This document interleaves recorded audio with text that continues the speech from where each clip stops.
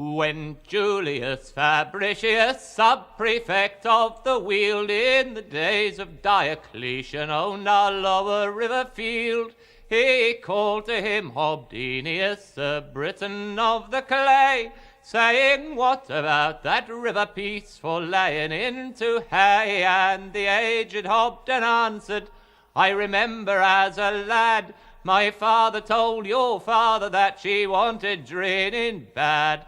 And the more that you neglect her, the less you'll get her clean. Have it just as you've a mind to, but if I was you, I'd drain." So they drained it long and crossways in the lavish Roman style. Still we find among the river drift their flakes of ancient tile, and in droughty middle August, when the bones of meadows show, we can trace the lines they followed 1600 years ago. Then Julius Fabricius died, as even prefects do, and after certain centuries imperial Rome died too. Then did robbers enter Britain from across the northern main, and our lower river field was won by Ogier the Dane. Well could Ogier work his warboat, well could Ogier wield his brand. Much he knew of foaming waters, not so much of farming land. So he called to him a Hobden of the old unaltered blood, saying, "What about that river piece? She doesn't look no good." And that aged Hobden answered, "'Tain't for me to interfere, but I've known that bitter meadow now for 55 year. Have it just as you've a mind to, but I've proved it time on time. If you want to change her nature, you have got to give her lime." Ogier sent his wains to Lewis, 20 hours solemn walk, and drew back great abundance of the cool grey healing chalk. And old Hobden spread it broadcast, never heeding what was in't, which is why in cleaning ditches now and then we find a flint. Ogier died, his sons grew English, Anglo-Saxon was their name, until out of blossomed Normandy another pirate came. For Duke William conquered England and divided with his men, and our lower river field he gave to William of Warenne. But the brook, you know her habit, rose one rainy autumn night, and tore down sodden flitches of the bank to left and right. So said William to his bailiff as they rode their dripping rounds, "Hob, what about that river bit?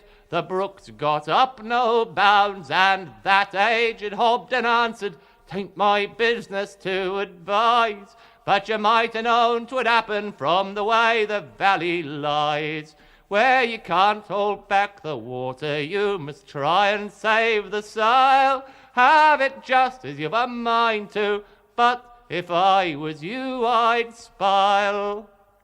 So they spiled along the watercourse with trunks of willow trees, and planks of elm behind 'em, and immortal oaken knees. And when the spates of autumn whirl the gravel beds away, you can see their faithful fragments, iron hard in iron clay.